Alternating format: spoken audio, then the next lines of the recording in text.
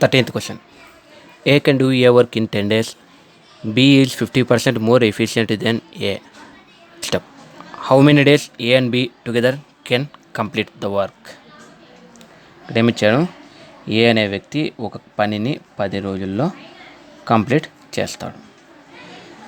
B అనే వ్యక్తి ఏ కంటే 50% మేలు,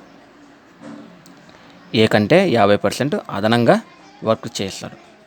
ఇద్దరూ కలిసి ఆ పనిని ఎన్ని రోజుల్లో కంప్లీట్ చేయగలరు? ఇక్కడ మనము లెట్ 10 యూనిట్ల వర్క్ ఉందనేది అనుకుంటే, ఏ ఒక్కడు ఒక రోజులో ఎంత పని చేస్తాడు అంటే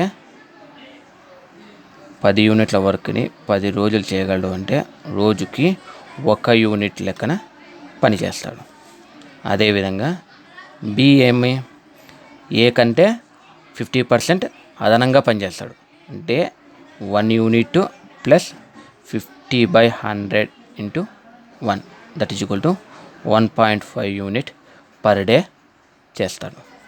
ఇద్దరూ కలిసినప్పుడు 1 plus 1.5 unit per day that is equal to 2.5 units per day. మనకు టోటల్ ఎంత? 10 యూనిట్లు. 10/2.5 that implies 100/25 that is equal to 4 days time అనేది పడుతుంది.